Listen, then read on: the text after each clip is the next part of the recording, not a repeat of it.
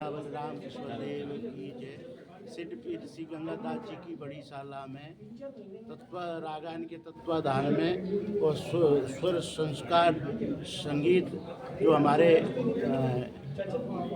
संजय देवली जी है बच्चों को सिखाते भी हैं और संस्था भी चला रहे हैं ऑनलाइन, और बच्चों को घर पे भी क्लास लेते हैं, बड़ी शाला में भी क्लास लेते हैं। तो ऐसे करके एक आयोजन करते हैं जो कि 2 दिन का आयोजन है, आज का और कल का, मतलब 27-28 का 2 दिन का प्रोग्राम है। उसमें अंतर्राष्ट्रीय कलाकार भी भाग ले रहे हैं और यहाँ के जो लोकल बच्चे हैं जो ग्वालियर की ख्याल गायकी को सीख रहे हैं, ग्वालियर की ख्याल गायकी को आगे बढ़ा रहे हैं, वो बच्चों की आज प्रस्तुति है बड़ी शाला में। और सवेरे 10 बजे, कल 11 बजे समय दिया है। कल 11 बजे अंतर्राष्ट्रीय कलाकारों की सुलेखा भट्ट, उनका श्रीमती सुलेखा भट्ट जी का भोपाल से है और उनका गायन है। और कल का प्रोग्राम है 2 दिन का रागायन और स्वर संगार का वो प्रोग्राम है। और ये मालूम है आज तो 1990 से रागायन समिति कार्य कर रही है, और हम तो ये कहेंगे रागायन और स्वर संगार जैसी 2 एक समिति हैं, उनकी वजह से इतना ग्वालियर की जो उपलब्धि हुई है उनकी वजह से हुई है। क्योंकि संगीत चलता रहता है, लोग आते हैं, सुनते हैं और बराबर कहते हैं कि संगीत यहाँ चल रहा है, संगीत यहाँ चल रहा है। तो इसकी वजह से आज में जो इतनी बड़ी संस्थान है उनको मान्यता दी है ग्वालियर को। तो कहीं न कहीं हमारी रागायन समिति और सुर संघर्ष समिति का भी इसमें अनुदान है, जो कि इतना बड़े लेवल पे कार्यक्रम ग्वालियर के इसको समिति को रखा है। महाराज इसमें मुख्य अतिथि कौन रहेंगे? मुख्य अतिथि के रूप में संजय भैया बताएंगे। यहाँ के श्री राम अम्बेडकर बहुत बड़े प्रख्यात सितार वादक हैं अपने हिंदुस्तान के, वो कल सवेरे मुख्य अतिथि रहेंगे। कितने बच्चे भाग ले रहे हैं? अभी जो सवेरे वर्कशॉप हुई है जिसको सुलेखा भट्ट जी ने किया है, तो आपको आश्चर्य होगा कि पूरे वर्ल्ड से मेरा स्वर संस्कार फेसबुक पेज है और वो लाइव हम उसको हर संडे को आते हैं, पूरे वर्ल्ड से लोग उसको करते हैं। तो अभी लगभग 125 लोग ऑनलाइन उस वर्कशॉप में थे और 70 बच्चे ऑफलाइन थे, और उन्होंने 3 रागों की अलग अलग रागों की बंदिशें सीखी है, गायकी को समझा है, कले को कैसे तैयार किया जाता है, एक कलाकार बनने के लिए क्या क्या होना चाहिए, वो सारी बच्चे से। खास बात है कि सुलेखा जी ने जो उन्होंने वर्कशॉप ली वो कह रही हैं कि ऐसे बच्चे कहीं हिंदुस्तान में मिलते नहीं हैं। मतलब इस तरह के बच्चे, डिवोटेड बच्चे, तैयार बच्चे अगर किसी कलाकार को मिल जाएं तो वो उनको अपने सीमित साधन से स्वर संस्कार इसके लिए कार्य।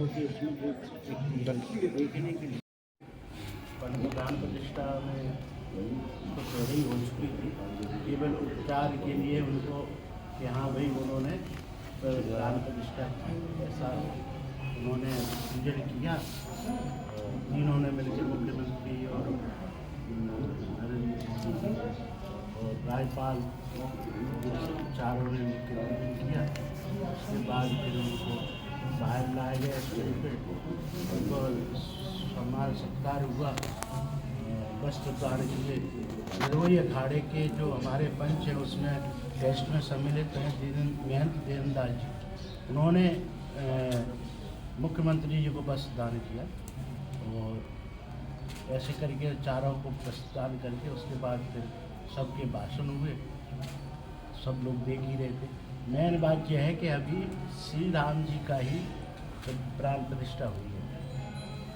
अभी तो जानकी जी की भी होना है, लक्ष्मण जी की भी होना है, वो तो पूरा राम दरबार है ना। और उसके बाद फिर मालूम है अभी जो रामलला अपने जो निर्मोही के जो रखे थे रामलला चबूतरा पे, फिर वो 3 सेट में पहुँच गए तो निर्मोही के थे। और आज भी वही रामलला का वहाँ सुप्रीम कोर्ट ने माना है रामलला कोई, तो रामलला कोई रामलला विराजमान हुए। और भगवान रामचंद्र जी इतना बड़ा मूर्ति है तो क्या नाम है उसके नीचे रामलला बैठे और ठाकुर जी का जितना जन्म है वो सब निकासी रह गई है उनका, जो निकासी का काम हुआ था पहले से, लेकिन रह गई और उसको फिर करना और इस तरीके से कहीं नहीं होता वो सब रहेगा। हम लोग बैठे थे 36 जैसे 8 से लगाते हैं वैसी छत को माने में बना के उसके लेवल तक लाए, वहाँ पर हम लोग खाद लेते हैं। महाराज जी, जो मूर्ति आपने निहारी होगी जब आंखों से, अभी 2 साल हुए। तो अब क्या धीरे धीरे प्रोसेस में आ जाएगा तो मुख्य किसी और रहेगा सर? रागायन की तो 1990 से शुरुआत हुई, जो कि रात को यमन राग से शुरू होके और भैरव राग सुबह के राग तक चलती थी।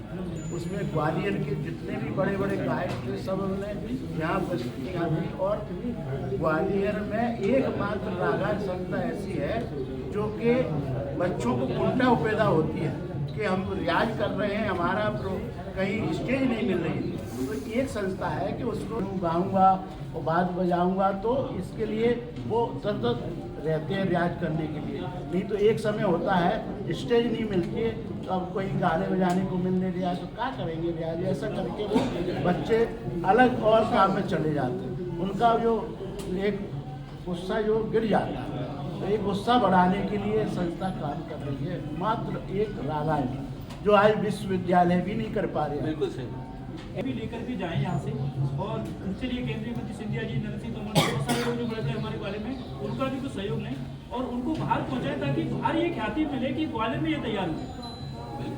तो एक हमारे अभी वो क्या नाम है, सर के लड़के के मेरे संस्कार के मेरे पास सीखे हुए बहुत से बच्चे फिल्म इंडस्ट्री में काम कर रहे हैं, और उसके अलावा कई बच्चे तो आपको आश्चर्य होगा कि जो गुरुद्वारे हैं जो वहाँ से आते हैं पंजाब से, इनको रागों की जानकारी नहीं होती है, तो वो स्पेशली राग सीखने के लिए, समझने के लिए आते हैं। तो पूरे वर्ल्ड में वो बच्चे अपना काम कर रहे हैं। मेरा खुद का बच्चा और बच्चे तानसेन समारोह और इन समारोह में पहुँचते हैं, लेकिन हमारे पास उनको रहने के एक मूर्ति जो बनाने वाला है वो तो मूर्ति बना के कर देगा, लेकिन जब माना में प्राण प्रतिष्ठा के समय अनाज में भी रखा जाता है, गंगा जल में भी रखा जाता है, शुद्ध देसी घी में भी रखा जाता है, दही में रखा जाता है, और उसके बाद फिर उनमें मंत्रों द्वारा प्राण प्रतिष्ठा की जाती है। तो फिर जो प्राण प्रतिष्ठा वाली मूर्ति का अलग सब स्वरूप अलग ही हुआ, और देसी मूर्ति का तो आप देखते हो 50 दुकान में रखी जाती है, लेकिन जो भगवान की जो प्राण प्रतिष्ठा हो जाती है उसका भाई वो सीधी सिंपल सी बात ये है ना कि आप रोज घर में अपने जैसे घूम रहे हो, कहीं जब आप जाते हो सन 10 के तो आपका एक स्वरूप मेकअप हो जाता है, तो वो एक स्वरूप आपका अलग दिखता है, आज तो बड़े चमक रहे हो यार तुम। सही है ना? तो जब प्राण प्रतिष्ठा मूर्ति जो हो जाती है उसकी दिव्यता अलग हो जाती है, उसकी भव्यता अलग हो जाती है, पूरा श्रृंगार है उसके साथ में, उसमें प्राण फूक दिए गए मंत्रों से, बड़े बड़े वैदिक विद्वानों ने उसमें प्राण प्रतिष्ठित कर दिए, तो उसकी जो दिव्यता होगी वो वास्तव में उसमें भगवान आ गए। जैसे क्या है वो पत्थर है, सही बात ऐसे तो पत्थर है भाई। एक मूर्तिकार ने एक पत्थर को तराश के एक मूर्ति का रूप दे दिया, तो पत्थर ही जब तक उसमें प्राण प्रतिष्ठित नहीं हुए। किसी भी मंदिर में जब मूर्ति होती है वो प्राण प्रतिष्ठित ही होती है, पूजा उसी की हो सकती है, बाकी तो पत्थर है। सही बात, बिल्कुल सही। और एक हमारे जो रागायन संस्था है जो 12 महीना में 1 महीने की संस्था संगीत का प्रोग्राम करवाती है। तो मूल बात ये है कि ग्वालियर घराना क्यों फेमस है? ग्वालियर घराना ख्याल गायकी से फेमस है ना। उससे पहले ध्रुपद चलता था, जब राजा रजवाड़ों के राजा मानसिंह तंवर के ज़माने पे ध्रुपद गायकी जो है से ही ख्याल गायकी निकली। तो ग्वालियर में जो ख्याल के घराने थे, पंडित जो है क्या नाम को ऋतुराव शंकर पंडित हैं, उनका घराना था। पंडित बाला साहब पूछ वाले थे, उनका घराना था। कुंडल गुरु थे, उनका घराना था। ऐसे जो बड़े बड़े ग्वालियर के जो गवैया थे, कालांतर में ये क्या हुआ कि उनको उतना सपोर्ट ना तो जनता से मिला ना शासन से मिला, तो वो धीरे धीरे लोग कम तर होते गए और ग्वालियर छोड़ कर चले गए। कोई दिल्ली चला गया, कोई मुंबई चला गया। हालांकि वो वहाँ पे भी ग्वालियर घराने का नाम रोशन कर रहे हैं सब जी, लेकिन मध्य प्रदेश शासन को ख्याल गायकी के खास कर से ग्वालियर की जो ग्वालियर घराने की जो गायकी है, ख्याल गायकी तो बहुत घराने हैं, किराना घराना है, पटियाला घराना है, ऐसे कई सारे 5-6 घराने हैं। लेकिन ग्वालियर को संगीत की गंगोत्री कहते हैं, इसलिए कि सारे घराने यहीं से निकले हैं, ठीक है ना। तो उस घराने की गायकी को संरक्षित करने के लिए मध्य प्रदेश शासन या सेंट्रल गवर्नमेंट को कोई ऐसे प्रयास करने चाहिए कि उस जो बच्चे सीखने आए उनको स्कॉलरशिप मिले, तो उनको थोड़ा सा उसमें रुचि पैदा हो, है ना। जो सिखाने वाले हैं उनको मानदेय मिले। इस तरह से ये गायकी केवल ग्वालियर को संगीत नगरी कहने भर से जो है इस तरह से कुछ नहीं हो सकता। अच्छा सुझाव नहीं रहा, शासन से कोई ऐसी आर्थिक सहायता नहीं मिल रही?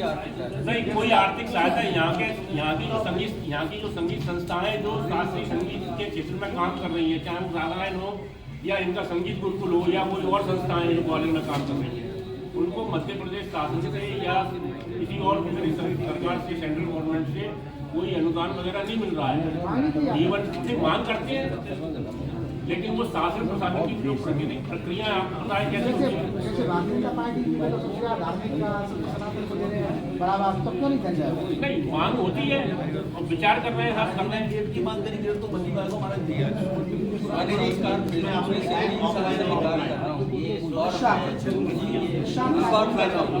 अभी मैं जो प्रोग्राम अभी सुबह करता हूँ और उसमें पूरे वर्ल्ड से जो संगीत साधक हैं वो उसमें उपस्थित होते हैं। और स्वर संस्कार जो संस्था है हमारी, उसमें हम हर साल, जैसे अभी पांडे जी ने कहा कि अलग अलग घराने के लोगों को बुलाता हूँ और उनकी वर्कशॉप करता हूँ। अभी जो वर्कशॉप हुई है आज, उसमें वीणा सरस्वती जी की शिष्या सुलेखा भट्ट है, उनको बुलाया था मैंने। तो उन्होंने लगभग 150 लोग तो ऑनलाइन आए हुए हैं पूरे वर्ल्ड से, और लगभग 80 बच्चे अभी वहाँ बैठे हुए हैं। और उसमें जो घरानेदार गायकी बंदिशें होती हैं, रियाज कैसे करना चाहिए, आर्टिस्ट बनने के लिए क्या क्या चीज़ें होती हैं, वो सारी चीज़ों ने इस तरह सिखाई और 3 बंदिशें सिखाई। और बच्चे इतने तैयार हैं कि वो बंदिशें खुद को आर्टिस्ट कह रही है कि 1 घंटे में हम ये 3 बंदिशें आज तक नहीं सीख पाए, ये सारी बंदिशें उन्होंने आर्टिस्ट लोगों ने सीखी। तो आवश्यकता है अच्छे लोगों को काम देने के, अवसर देने की, और जो कर रहे हैं उनको आगे बढ़ाने की, क्योंकि इसमें कोई किसी प्रकार का कोई आर्थिक सहयोग नहीं है कि ये पूरा प्रोग्राम हम खुद ही अरेंज कर रहे हैं। 2 दिन का पूरा समारोह जो कर रहे हैं महाराज जी और मैं मिलकर इसको कर रहे हैं, सब अपने इससे करते हैं। आर्टिस्ट का रुकना, उनका मानदेय, उनका बच्चों का खाना पीना तक है। बच्चे वहाँ सुबह से हैं, अभी सुबह यहाँ आए, फिर शाम को उनका यहाँ प्रोग्राम, फिर कल दोबारा प्रोग्राम।